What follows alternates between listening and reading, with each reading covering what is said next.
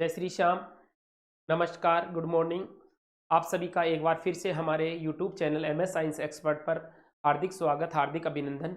आज हमारी जो क्लास है वो एनवायरमेंटल स्टडीज़ को लेकर है। राजस्थान यूनिवर्सिटी के BSc, BCom और BA फर्स्ट सेमेस्टर के कई स्टूडेंट्स BSc में वैल्यू एडिड कोर्स में एनवायरमेंटल स्टडी का चुनाव किए हैं। उनका एग्ज़ाम जो लगना है उसके लिए हम इम्पोर्टेंट क्वेश्चन, सिलेबस में क्या है, कैसे पढ़ना है, एक बात मैं आपको पहले बता देता हूँ। ज़्यादा टेंशन लेने की जरूरत नहीं है। बहुत ही ईजी पेपर होगा, बहुत ही कम क्वेश्चन, ऑब्जेक्ट टाइप पेपर होगा और आराम से आप बढ़िया स्कोर करके आओगे। तो आज की इस क्लास में हम ये देखते हैं कि सिलेबस में क्या क्या टॉपिक है, कितने क्वेश्चन अपने को मिलने हैं और कैसे पेपर को अपने को सोल्व करना है, कितने घंटे का पेपर होगा, सारा हम इस क्लास में देखेंगे। तो वीडियो को बिना स्किप किए हुए आराम से आप देखिए, ठीक है। तो आ जाइए एक बार मेरे साथ।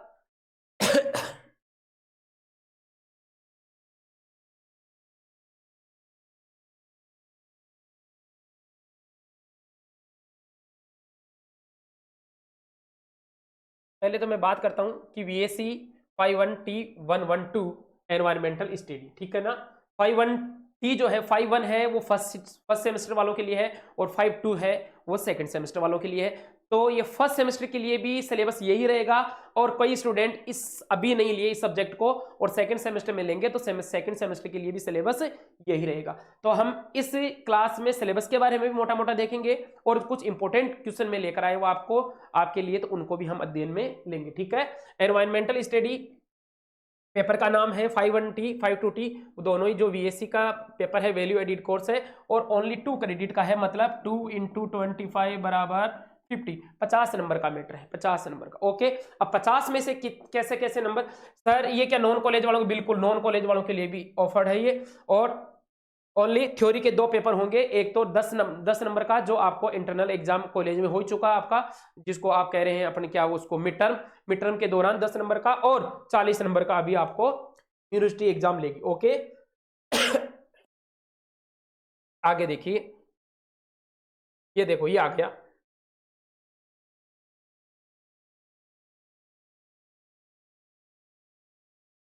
एग्जाम की स्कीम क्या है? एग्जाम की स्कीम, टैंक मार्क्स जो है वो आपके इंटरनल एग्जाम के जा चुके हैं।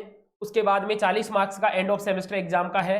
4 मार्क्स मिनिमम थे, 16 मार्क्स मिनिमम, मतलब आपको पेपर में 16 कम से कम लाने हैं। 16 वो और 4 मान लो कॉलेज वाले ने भेज दिया तो 20 नंबर पासिंग के लिए जरूरी है। मतलब सर एग्जाम में हमें कितने लाने हैं? एग्जाम में 16 मार्क्स लाने हैं, ठीक है। अब देखिए पेपर पेपर में कितने क्वेश्चन मिलेंगे? 40 मल्टीपल चॉइस क्वेश्चन मिलेंगे, MCQ क्वेश्चन मिलेंगे बेटा, ऑब्जेक्ट टाइप क्वेश्चन मिलेंगे।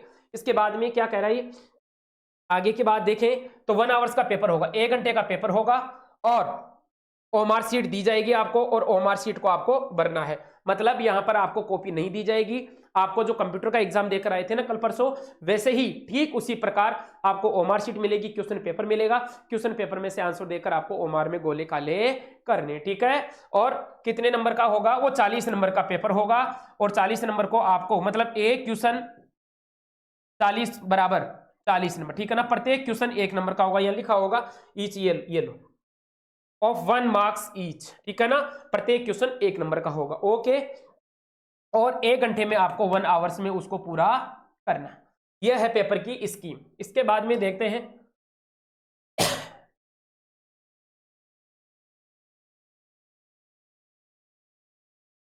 40 नंबर का हो ही गया पेपर, 10 नंबर यहाँ के, कुल मिला के 50 नंबर। ओके, 50 में से आपको यहाँ पर 16 नंबर आपको लाने, ठीक है।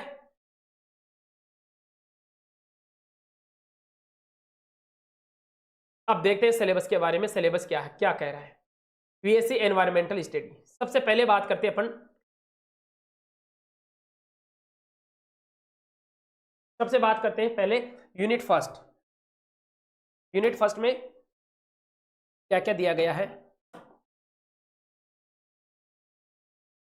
यूनिट फर्स्ट में ह्यूमन एंड एनवायरमेंट, मतलब मानव और पर्यावरण के बीच में क्या संबंध है उनको लेकर यहां पर विषय वस्तु रखी गई है, जिसमें उसकी परिभाषा है, स्कोप है, मल्टीडिसिप्लिनरी है, नेचर है, एनवायरमेंटल स्टडीज है, नीड ऑफ एनवायरमेंटल अवेयरनेस, मतलब किस प्रकार हमें पर्यावरण को बचाना है, उसके साथ साथ पॉपुलेशन एक्सप्लोरेशन है, नेशंस अमोंग्स वेरिएशन विभिन्नताएं हैं, impact of rising population, human health environment, मतलब मानव और पर्यावरण के बीच में, मानव और पर्यावरण स्वास्थ्य के बीच में क्या संबंध, उनको लेकर हमें ह्यूमन राइट्स मानव अधिकार क्या है, मतलब पर्यावरण को बचाने के लिए, environmental ethics, world food problem जो विश्व की खाद्य समस्या है उसको लेकर, role of information technology in environmental human health, मतलब पर्यावरण से संबंधित या मानव विज्ञान से संबंधित या मानव के जो स्वास्थ्य से संबंधित पर्यावरण किस प्रकार से योगदान देता है, उससे लेकर ये फर्स्ट यूनिट में मैटर है, ठीक है ना। यूनिट सेकंड की बात करें तो natural resources management and stability, मतलब जो प्राकृतिक संसाधन है जैसे सौर ऊर्जा है, जल है, कोयला है, ईंधन है, उनको लेकर सेकंड यूनिट रखी गई है, उनका क्लासिफिकेशन किया गया। देखो पहले तो जिसमें रिन्यूएबल एंड नॉन रिन्यूएबल, मतलब सीमित और असीमित, या जिनको कह सकते हैं नवीनीकरण और अनवीनीकरण संसाधन। कौन कौन से? कुछ संसाधन ऐसे होते हैं बेटा जिनको पुनः जीवित किया जा सकता है, कुछ संसाधन ऐसे होते हैं जिनको एक बार हमने काम में ले लिया, वो एक बार विलुप्त हो गए, समाप्त हो गए, तो फिर दोबारा प्रकट नहीं होंगे, तो उनका वर्गीकरण है। इसके बाद में फॉरेस्ट रिसोर्सेज, मतलब जंगलों के बारे में, use and over exploration, cases of impact of the deforestation, मतलब वनोन्मूलन के क्या कारण हैं, वन किस प्रकार उजड़ रहे हैं, किस प्रकार हमें बचाने चाहिए, उनको लेकर है। उसके बाद में वाटर रिसोर्सेज, जल संसाधन, पहले तो हो गया वन संसाधन, उसके बाद में जल संसाधन को किस प्रकार से यूटिलाइज करना है, किस प्रकार से सरफेस ग्राउंड वाटर का धीरे धीरे लेवल नीचे होता जा रहा है, क्यों इसका जरूरी है, और कॉन्फिडेंस वाटर, मतलब किस प्रकार का जल पीने योग्य है कि नहीं है, या प्रदूषण, वाटर का प्रदूषण किस प्रकार हो रहा है, वो हम पढ़ेंगे water resources. Mineral resources, use of explorations, environmental effect of extracting and using minerals resource related gas, मतलब जितने भी खनिज लवण हैं उनकी उपलब्धता क्या है पृथ्वी पर, किस प्रकार से उनको बचाना है, किस प्रकार से उनका दोहन करना है, नहीं करना है, और लगातार हम इनका दोहन कर रहे हैं तो हमें क्या नुकसान है, वो इसमें पढ़ेंगे, ठीक है। आगे देखिए यूनिट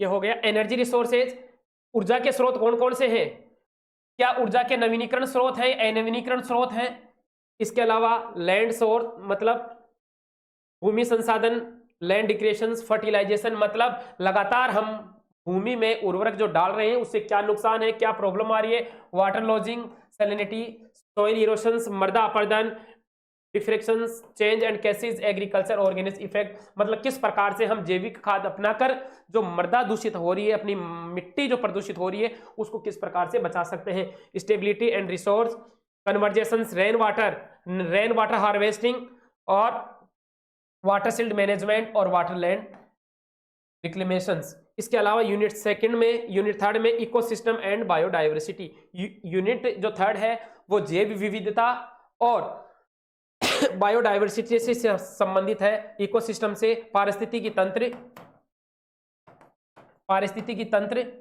और जैव विविधता से संबंधित है।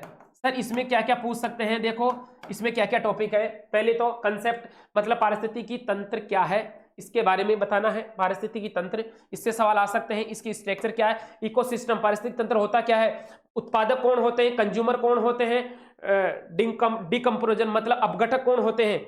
इसके बाद में एनर्जी फ्लो, ऊर्जा प्रवाह, पारिस्थितिकी तंत्र में ऊर्जा प्रवाह। जो साइंस के स्टूडेंट है, बीएससी के स्टूडेंट है, उनको तो कोई टेंशन है ही नहीं, ये तो बिल्कुल इजीली टॉपिक है। इसके अलावा energy level in the ecosystem, food chain, खाद्य श्रृंखला, खाद्य जाल और इकोलॉजिकल पिरामिड, मतलब पारिस्थितिकी पिरामिड। इसके अलावा characters, forest, wetland, grassland, agriculture, coastal, marine ecosystems, विभिन्न प्रकार के जो पारिस्थितिकी तंत्र है उसमें घास का, कृषि का और जो जल का इकोसिस्टम, विभिन्न प्रकार के ecosystem, survey classification and their significations, concept, definitions, type of biological diversity, जिसमें विभिन्न प्रकार के जेनेटिक स्पीसीज एंड इकोसिस्टम्स के प्रकार हैं, और ऑप्शन वैल्यू है उनकी, और वैल्यू ऑफ बायोडाइवर्सिटी मतलब जैव विविधता क्या होती है, कितने प्रकार की होती है, ऐसे कौन से स्थल है जहां पर जैव विविधता सर्वाधिक पाई जाती है, मतलब जैव विविधता के हॉट स्पॉट क्षेत्र, ठीक है, उनके बारे में।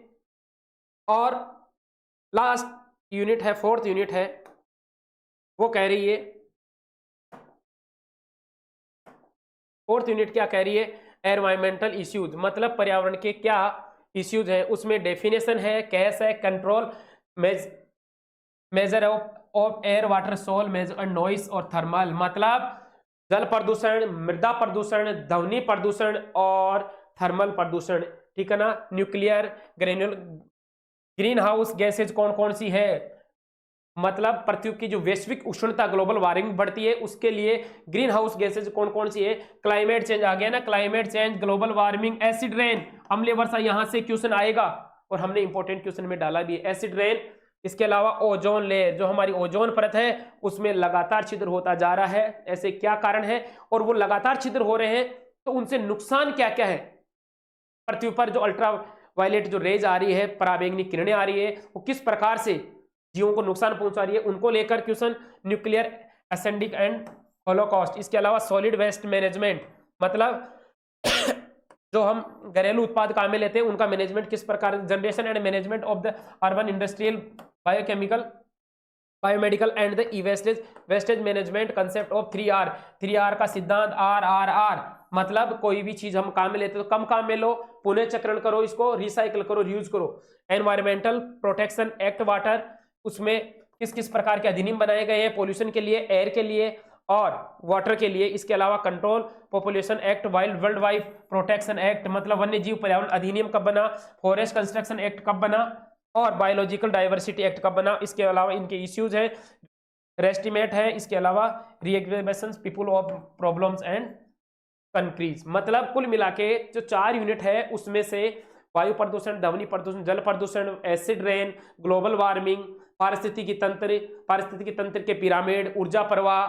जैव विविधता, इनसे लेकर सिलेबस रखा गया। तो बहुत इजी सिलेबस है, ओनली अपने को 40 क्वेश्चन देखने को मिलेंगे, 40 क्वेश्चन 1 नंबर का और 40 नंबर के, ठीक है ना। 10 नंबर कॉलेज वालों ने भेज दिए, टोटल नंबर कितना 50। अपने को सर कितना लाना है 16, मतलब सर 40 जो नेगेटिव मार्किंग कोई है नहीं, 40 क्वेश्चन का आपको पेपर मिलेगा और 40 क्वेश्चन में से आपको कितने कम से कम सही होने चाहिए, 16 होते पास। लेकिन अपने को यहाँ पास नहीं, अपने को 2 में से 2 क्रेडिट चाहिए, 2 में से 2 क्रेडिट चाहिए, इसलिए हमें पूरे क्वेश्चन होने चाहिए। इसलिए हम बात कर रहे हैं, अभी हम बात करते हैं कुछ इंपॉर्टेंट क्वेश्चन मैं आपके लिए लेकर आया हूं।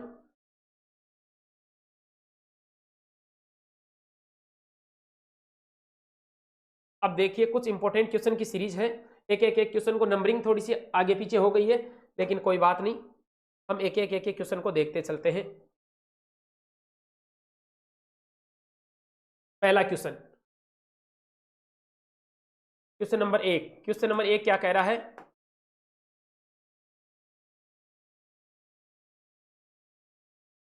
क्वेश्चन नंबर 1, इनमें से कौन सी आपदा सबसे अधिक प्राकृतिक रूप से घटित होती है और बार बार आती है। सुनामी पहला ऑप्शन है, ये क्वेश्चन आगे पीछे हो गया, सुनामी आती है कि सूखा आता है कि भूकंप आती है कि बाढ़। सही उत्तर है बाढ़। बाढ़ जो प्राकृतिक आपदा है वो कई बार प्राकृतिक क्षेत्र से प्राकृतिक रूप से घटित होती है और बार बार आती है। क्वेश्चन, अगला क्वेश्चन है, हम जैव ईंधन में अल्कोहल को किन 2 रूपों में देख सकते हैं, जैव ईंधन के रूप में अल्कोहल को किन 2 रूपों में शामिल कर सकते हैं, मेथेनॉल और एथेनॉल, प्रोपेनॉल और एथेनॉल, प्रोपेनॉल और मेथेनॉल, उपरोक्त में से कोई नहीं। तो हम मेथेनॉल और एथेनॉल के रूप में, समझ में आ रही है कि बात, हम मेथेनॉल और एथेनॉल के रूप में हम अल्कोहल को ईंधन के रूप में यूज कर सकते हैं। ओके, इसके बाद में अगला क्वेश्चन, निम्नलिखित में से किस वर्ष में वन अभी आया था ना फॉरेस्ट एक्ट, निम्नलिखित में से किस वर्ष में वन संरक्षण अधिनियम में संशोधन किया गया, 1978, 1988, 1983, 1952। सही आंसर है उसका 1988। सन 1988 में वन संरक्षण अधिनियम बना और वन संरक्षण अधिनियम उसमें संशोधन किया गया। क्वेश्चन नंबर, नंबरिंग थोड़ी सी गलत हो गई है, कोई बात नहीं, उसके लिए मैं समझ चाहता हूं।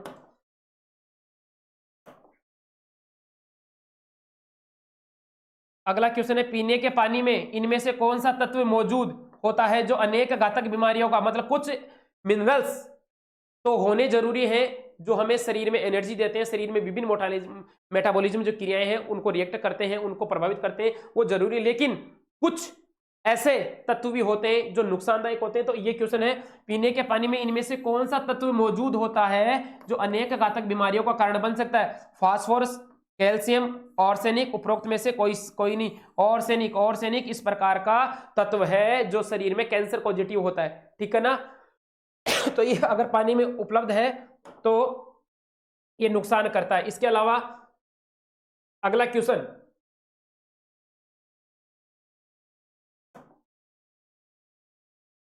क्या कह रहा है? इनमें से किस प्रजाति का उपयोग हम पारंपरिक चिकित्सा में करते हैं? बाबुल, जिफिसस, इमली, उपरोक्त में से कोई नहीं। इनमें से किसी भी प्रजाति का उपयोग हम पारंपरिक चिकित्सा पद्धति में नहीं करते। अगला क्वेश्चन देखो, इनमें से किसे अपघटक कौन होते हैं? मैं आपको बता देता हूं। पारिस्थितिकी तंत्र के वे घटक जो कंप्लीट पारिस्थितिकी तंत्र में लास्ट में चलकर उनको डैमेज कर देते हैं, वापस मिट्टी में मिला देते हैं, क्या कहलाते हैं? अपघटक कहलाते हैं। सूक्ष्म जीव इस कैटेगरी में आते हैं। तो ये क्या कह रहा है कि निम्नलिखित इनमें से अपघटक के नाम से जाना जाता है। ये देखो, अपघटक के नाम से किनको दिखाएंगे? अपघटक को। ये तो वो क्वेश्चन हो गया, कौन सा भाई साहब? 10 रुपए वाला बिस्कुट कितने का है?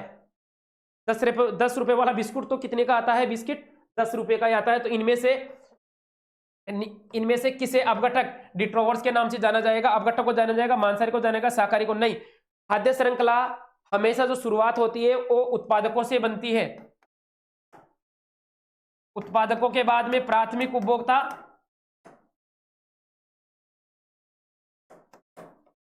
उसके बाद में द्वितीयक उपभोक्ता। प्राथमिक उपभोक्ता होते हैं ये शाकाहारी होते हैं सामान्यतः। द्वितीयक उपभोक्ता ये मांसाहारी होंगे और फिर उच्च मांसाहारी होंगे। और लास्ट में कौन आएंगे बेटा? अपघटक। खाद्य श्रृंखला कहां समाप्त होती है बेटा? अपघटों में जाकर समाप्त होती है। ओके, अगला क्वेश्चन देखिए, इनमें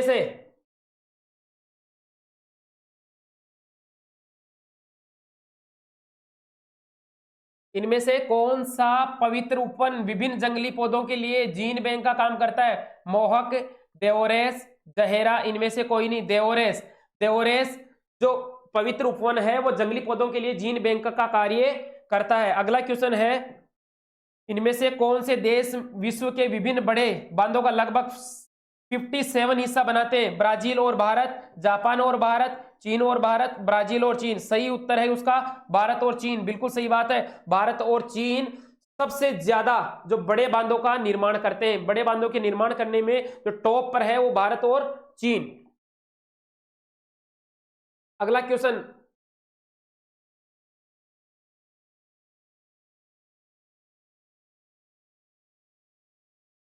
वायुमंडल की इन परतों में से कौन सी परत ओजोन परत से बनी हुई है जो पराबैंगनी आया था ना अभी तो मैंने बताया था सिलेबस में, पराबैंगनी यूवी प्रकाश को अवशोषित करती है। देखो, सौरमंडल, मेसोस्फीयर, समताप मंडल, इनमें से कोई नहीं। समताप मंडल। वैसे मैं आपको बात बता दें तो ओजोन मंडल स्पेशल इसके लिए बनी हुई है, ओजोन मंडल या ओजोन परत, ठीक है। इनमें से कौन से आवश्यक अधात्विक खनिज है? मतलब धात्विक दो प्रकार के खनिज होते हैं, एक तो धात्विक और दूसरे होते हैं अधात्विक, ठीक है ना। तो आवश्यक है लेकिन अधात्विक है। कोयला, सिलिका, मिट्टी, सीमेंट, लोहा, तांबा, एल्यूमिनियम, जस्ता, सोना, प्लेटिनम, चांदी, ग्रेनाइट, चूना पत्थर और संगमरमर। तो अधात्विक होते हुए भी आवश्यक है कौन कौन? कोयला, सिलिका मतलब मिट्टी, और SI2 और सीमेंट, ये अधात्विक खनिजों की श्रेणी में आते हैं। अगला क्वेश्चन देखिए बेटा, आदर्श रूप से भारत में वन भूमि का अनुमानित प्रतिशत कितना होना चाहिए? मतलब भारत में कितने % भूमि पर वन होने चाहिए? 33% भूमि पर वन होने चाहिए। सही आंसर उसका आ जाएगा बेटा 33। अगला क्वेश्चन है, एक पारिस्थितिकी तंत्र में आपस में जुड़ी हुई श्रृंखलाएं क्या कहलाती है? बेटा पारिस्थितिकी तंत्र में जो श्रृंखलाएं है ना, फूड चेन आपस में मिलकर फूड वेब बनाती है, खाद्य जाल बनाती है। तो यहां पर सही आंसर होगा खाद्य जाल। पारिस्थितिकी तंत्र की श्रृंखलाएं आपस में गुथ जाती है ना, कैसे मैं बता देता हूं आपको थोड़ा सा। देखो खाद्य श्रृंखलाएं, जैसे यहां पर घास है, घास को खा रहा है चूहा और चूहे को खा रही है बिल्ली।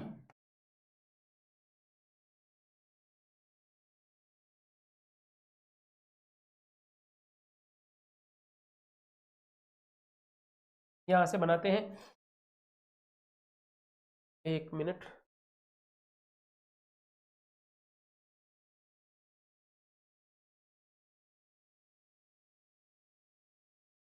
घास हो गया, घास को खा रहा है चूहा, और चूहे को खा रही है बेटा बिल्ली, ठीक है ना। और बिल्ली को खा रहा है मान लो कुत्ता या भेड़िया, और भेड़िए को। अब इसी प्रकार ये खाद्य श्रृंखला यूं भी तो चलती है, यूं भी तो चल सकती है ना। घास को खा रहा है कौन, टिड्डा, और टिड्डे को खा रहा है कौन, बाज, या टिड्डे को खा रहा है कौन, सांप, सांप को खा रहा है कौन, बाज, और बाज को खा रहा है कौन, कुत्ता। तो ये एक खाद्य श्रृंखला ये हो गई, एक खाद्य श्रृंखला ये हो गई, दोनों खाद्य श्रृंखला मिलकर आपस में क्या बना ली बेटा, जाल। तो विभिन्न खाद्य श्रृंखलाएं मिलकर एक पारिस्थितिकी तंत्र की आपस में जुड़ी हुई श्रृंखलाएं मिलकर क्या बनाती है बेटा, खाद्य जाल बनाती है। ओके, आगे देखिए अगला क्वेश्चन, इनमें से कौन सा तत्व विश्व में वाणिज्यिक ऊर्जा खपत का सबसे बड़ा स्रोत माना जाता है। कॉमर्शियल रूप से ऊर्जा का सबसे बड़ा स्रोत कौन माना जाएगा, परमाणु, प्राकृतिक गैस, तेल, कोयला। क्या है, ए ऑप्शन में है परमाणु, बी ऑप्शन में है प्राकृतिक गैस, सी ऑप्शन में है तेल, और डी ऑप्शन में है कोयला। तो ऑप्शन सी सही है, तेल। तेल वाणिज्यिक ऊर्जा खपत का सबसे बड़ा स्रोत माना जाता है। अगला क्वेश्चन है, इनमें से कौन सा वन उत्पादों में प्रत्यक्ष उपयोग को संदर्भित नहीं करता है। चरने के लिए घास, गोंद और रेजिन, चिकित्सा, टोकरियों के लिए बांस। गोंद और रेजिन उत्पाद प्रत्येक रूप से संदर्भित नहीं करता है। अगला क्वेश्चन देखिए, इनमें से कौन सा कारण वनों का विनाश का कारण नहीं बनता। ऐसा कौन सा कारण है जो वनों का विनाश का कारण नहीं बनता। प्रजातियों का विलुप्त होना, मिट्टी का बढ़ता उपयोग, बांधों का निर्माण और खनन, ईंधन के रूप में लकड़ियों का व्यापक उपयोग। प्रजातियों का विलुप्त होना वनों का विनाश का कारण नहीं बनता है, ठीक है। बाकी सभी कारण, मिट्टी का बढ़ता उपयोग भी वनों का विनाश का कारण है, इसके अलावा बांधों का निर्माण और खनन करते हैं वो भी विनाश का कारण है, और ईंधन के रूप में हम जितनी ज्यादा लकड़ियां वनों से काट लेंगे तो धीरे धीरे वन क्या हो जाएंगे, समाप्त हो जाएंगे। केवल और केवल प्रजातियों का विलुप्त होना ये वनों का कारण नहीं है। ओके, अगला क्वेश्चन, इनमें से कौन सा दिन विश्व भर में विश्व पर्यावरण दिवस के रूप में मनाया जाता है। 5 जून को विश्व पर्यावरण के रूप में मनाया जाता है।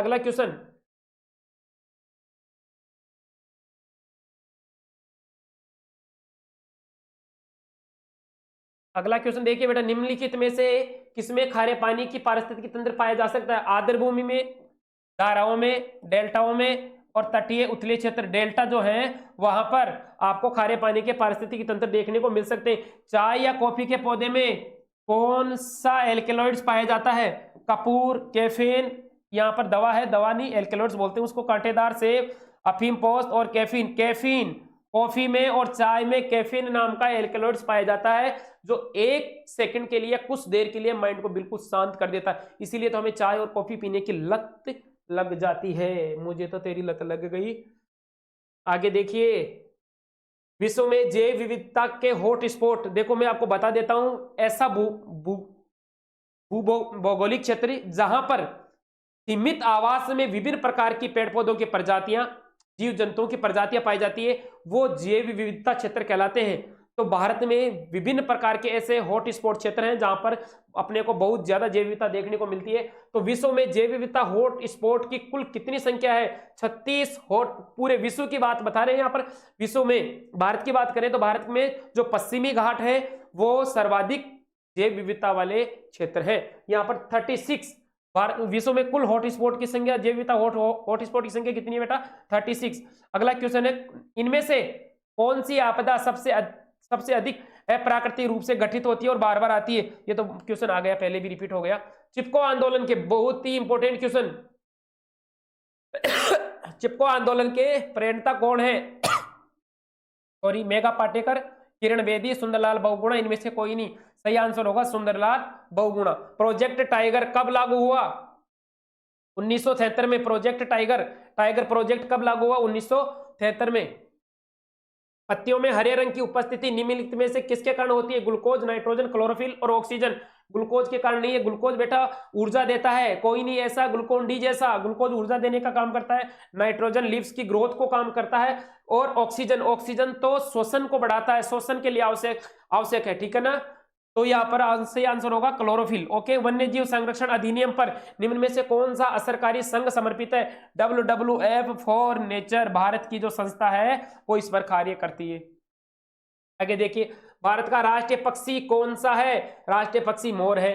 पौधे प्रकाश संश्लेषण द्वारा अपना भोजन बनाते हैं। प्रकाश संश्लेषण के लिए आवश्यक कौन कौन होता है? बेटा प्रकाश संश्लेषण क्रिया, एक बात मैं बता देता हूं, पौधे भी श्वसन के दौरान ऑक्सीजन ही लेते हैं, लेकिन जब वो भोजन बनाते हैं, फोटोसिंथेसिस करते हैं, प्रकाश संश्लेषण करते हैं, उस दौरान वो CO2 का यूज करते हैं और ऑक्सीजन रिलीज करते हैं। तो यहां पर तो फोटोसिंथेसिस की बात हो रही है, प्रकाश संश्लेषण की बात हो रही है, तो CO2 जल, सूर्य का प्रकाश और परागहरित की उपस्थिति में भोजन बनाते हैं। राजस्थान के किस जिले में पेट्रोलियम निकाला जाता है? सबको मालूम होना चाहिए, बाड़मेर में। चंद्र ग्रहण कब होता है? पृथ्वी, सूर्य और चंद्रमा के बीच में जब आ जाती है, पृथ्वी सूर्य और चंद्रमा के बीच में जब आ जाती है तब क्या होता है बेटा? चंद्र ग्रहण। सूर्य नगरी किसे कहते हैं? जोधपुर को सूर्य नगरी कहा जाता है। राजस्थान के किस समुदाय के लिए वन एवं वन्य प्राणी उनके धार्मिक अनुष्ठान का भाग बन गया है? विश्नोई समाज।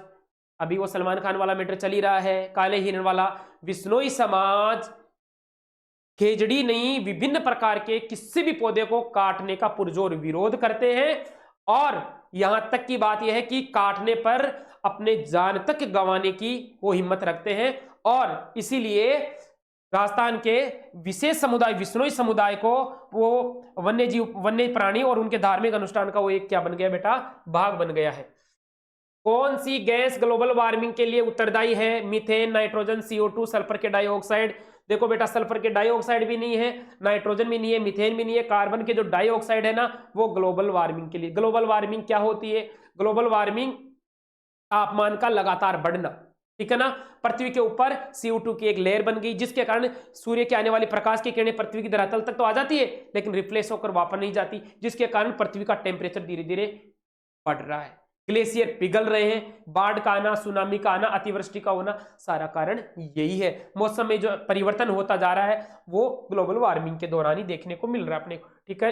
बागवानी के लिए किस प्रकार का उर्वरक उपयोगी होता है? Urea, DAP, vermi compost, sodium phosphate. बेटा 3 प्रकार के जो आपको उर्वरक फर्टिलाइजर दिख रहे हैं ना वो तो कृत्रिम है, मानव निर्मित है, जबकि वर्मी कंपोस्ट केचो द्वारा बनाया गया, वर्म द्वारा बनाया गया खाद है, जैविक खाद है, जो किसी प्रकार का किसी पौधे के लिए या मनुष्य के लिए कोई नुकसान करता ही नहीं है। तो वर्मी कंपोस्ट सर्वाधिक उपयोगी पदार्थ, उपयोगी खनिज होता है। मृदा प्रदूषण का प्रमुख कारण अम्ल वर्षा, ओजोन, एरोसोल, इनमें से कोई नहीं। बेटा ओजोन का, एरोसोल का तो कोई संबंध है ही नहीं। अम्लीय वर्षा जो होती है वो लगातार एसिड रेन होती है, जिनके कारण मिट्टी की उर्वरता खत्म हो जाती है। तो यहाँ सही ऑप्शन होगा अम्ल वर्षा। मिट्टी का प्रदूषण जो जेनोबायोटिक्स, मानव निर्मित रसायनों की उपस्थिति या मिट्टी की प्राकृतिक वातावरण में होने वाले अन्य परिवर्तनों के कारण होता है। विकिरण हानिकारक क्यों होते हैं? क्योंकि विकिरण में, इसमें ऑप्शन तो मैं बता देता हूं, विकिरण क्या होते हैं कि स्किन पर जब आते हैं तो ये कैंसर पॉजिटिव होते हैं, सेल्स के ग्रो को बढ़ा देते हैं, जिसके कारण कैंसर पनपता है। सही ऑप्शन होगा विकिरणों से त्वचा का कैंसर होता है, विकिरणों से त्वचा का कैंसर होता है। अगला क्वेश्चन, ओजोन परत हमें किससे बचाती है? ओजोन परत हमें अल्ट्रावायलेट जो पराबैंगनी किरणें आती है उनसे हमारी सुरक्षा करती है। हरा सोना किसे कहते हैं? हरा सोना पेड़ पौधों को कहते हैं, वनों को कहते हैं। ऑप्शन नंबर बी सही है। निम्नलिखित में से कौन सी ग्रीन हाउस गैस नहीं है? CO2 है, CH4, N2, नाइट्रस के डाइऑक्साइड। नाइट्रस के ऑक्साइड जो है, नाइट्रोजन मुख्यतः वायुमंडलीय गैस है, लेकिन ग्रीन हाउस में इसका कोई योगदान नहीं है। जबकि अन्य गैसें जो है ना, मीथेन है, नाइट्रोजन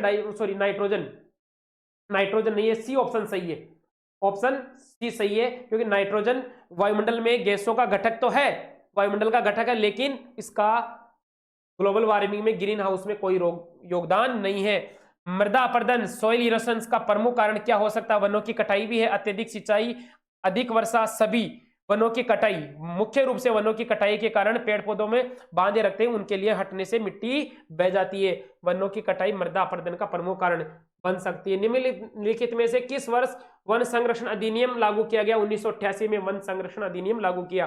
पीने के पानी में इनमें से कौन सा तत्व मौजूद होने से घातक बीमारी? ये पहले भी क्वेश्चन आ चुका है, रिपीट हो चुका है।